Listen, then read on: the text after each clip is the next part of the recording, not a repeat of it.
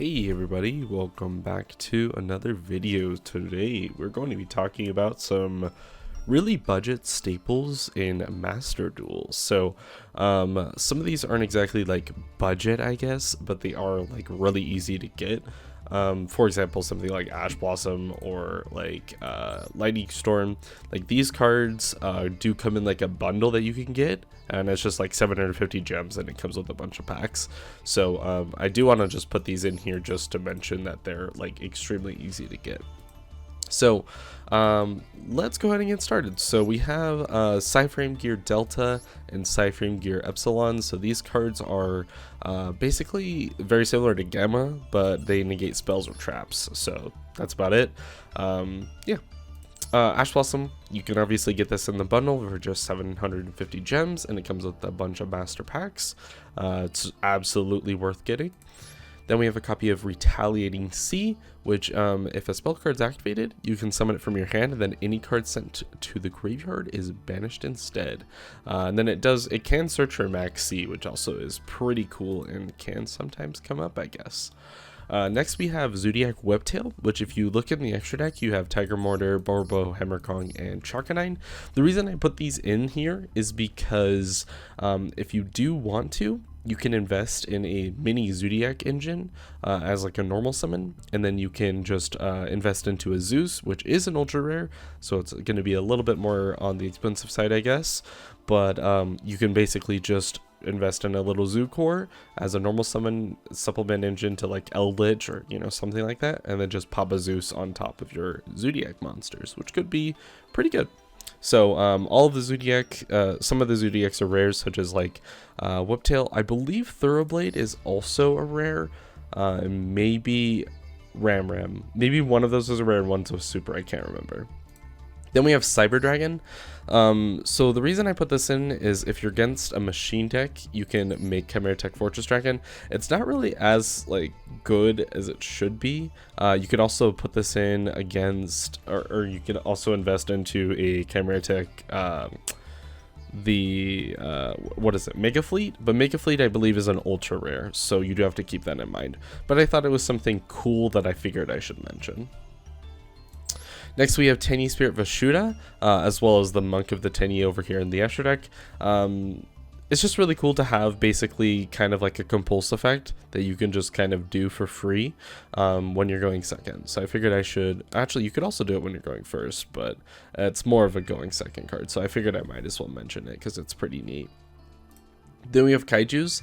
Specifically here I have Godarla and Jizukiru. I believe Radiant as well is a normal, or might be a rare, I don't remember, but there's a couple of other Kaijus.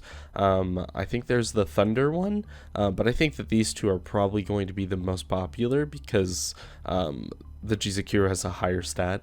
Maybe the Radiant will be more popular because Radiant is dark and you can allure it away, so that could be pretty important to know.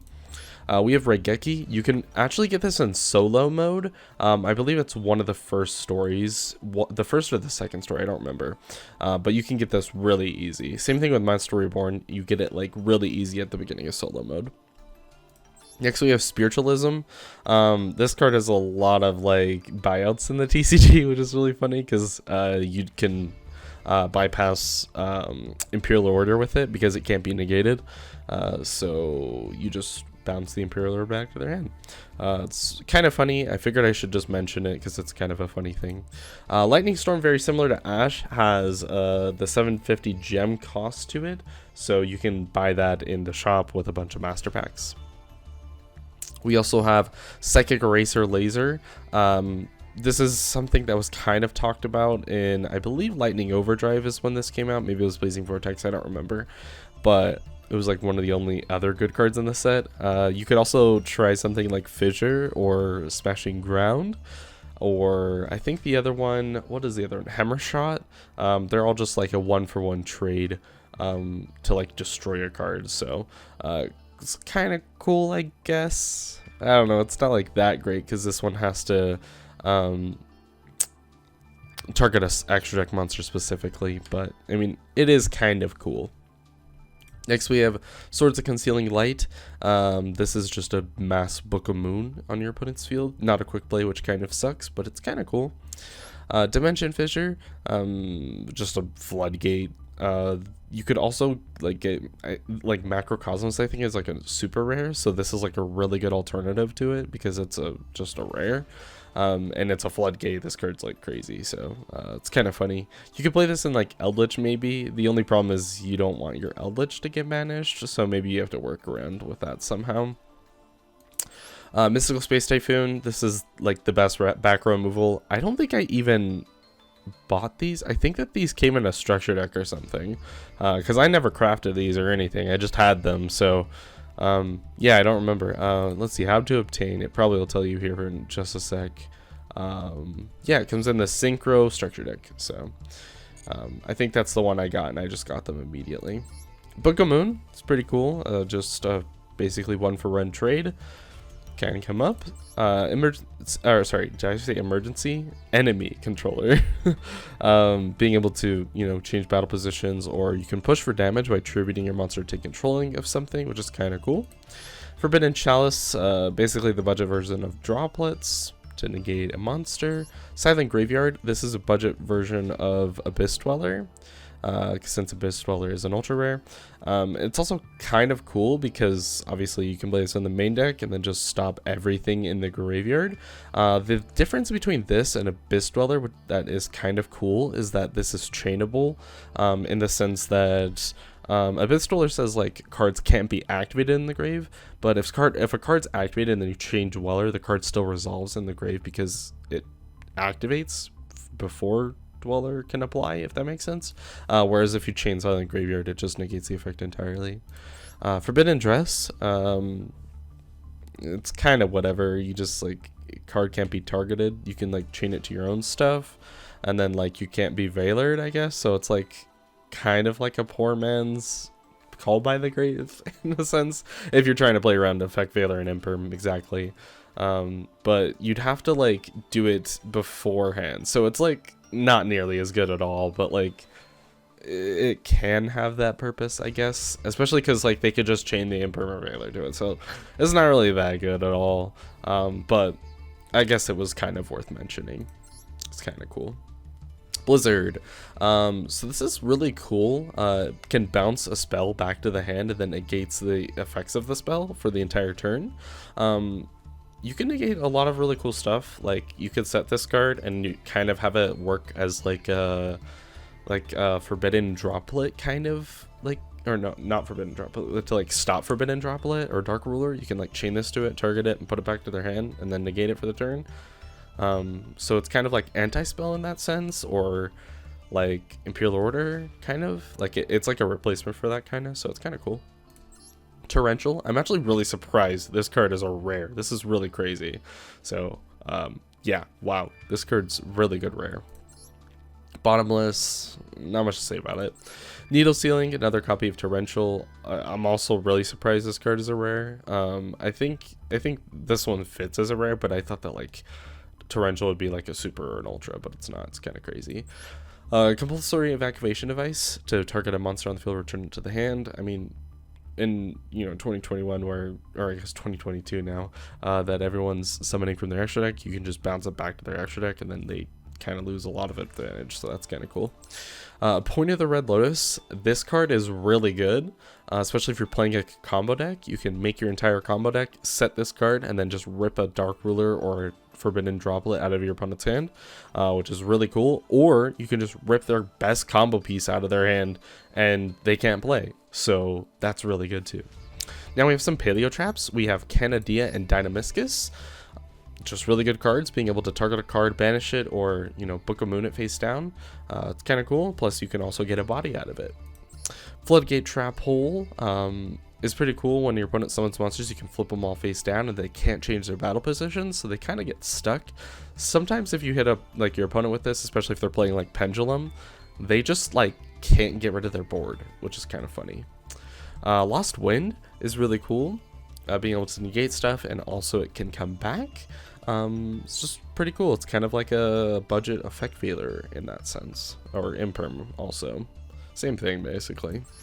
Which is Strike, being able to, you know, if your opponent negates your field, then you can activate this and destroy all cards in their that they control and in their hands. So if you resolve this, you're probably winning the duel. Dogmatic of Punishment, which I'm surprised this card's actually a rare, but you can send a lot of really cool stuff. A lot of the cool stuff that you can send is actually like super rare or higher, which really sucks, but obviously you can send stuff, probably like Master of Oz, or just like a giant like attack monster with like 5,000 attack or something from your restricted grave. Master of Oz is pretty good for that though, since it's a rare. Judgment, you can get this similar to Lightning Storm or an Ash. You can grab this from the gem pack for 750. It's only one, obviously, like just like the others, but I mean, hey, it's a free copy of Judgment. Curse Seal, the Forbidden spell, right? This card, you can negate a spell by discarding a card, and then they can't activate that spell for the rest of the duel. So it's kind of cool. I remember this saw play in Striker format to negate Engage. So if you're having a hard time against Striker, you can negate their Engage, and they can't engage for the rest of the duel. Divine Wrath, this is a budget copy of Solemn Strike, to discard a card and negate a monster's effect. I think there's one very similar to this for spells and traps. 7 Tools of the Bandit comes to mind. I'm not sure if it is a rare or not. I'm going to look it up. 7 Tools of the Bandit. Yeah, so it is a rare. So if you wanted something for traps, you could do that. I think that Wiretap? This might be a super though. Yeah, okay, never mind. Don't do that. But 7 Tools of the Bandit is probably the best option for negating traps, if you were interested in that for whatever reason. Venom Knight's Fogblade. This is in one of the first packs you can buy, so this card you probably already have 3 copies of. I just happen to have 3 copies, and they were all glossy, so that was pretty cool. And yeah, just so you guys know, smart idea here, this is just like a staple deck that I made, obviously, and I put it under 40 cards so that if I accidentally select it, I can't play with the deck, so I'm never jumping into some game with some random deck that I can't play. So yeah. Chimera Tech Fortress Dragon in the extra deck, obviously I said that for the Cyber Dragon. Stars Charge Warriors, a generic 6 synchro that you can draw a card. Zeta is a generic 7 synchro that you can target a special summon monster your opponent controls as a quick effect and banish both it and that monster to your next standby. Kind of like Omega, but for monsters, like on the field. All the Zodiac stuff I went over. Secure Gardna, this could be really cool. Most of the time it's used for like Almirage though, but I figured I'd put it in here since it's a rare. Claire Rushka, this is really cool. It's kind of like a budget version of Almirage. You can do it with any normal summoned or set monster. During the main phase 2, you can just link it off for this, which is pretty cool.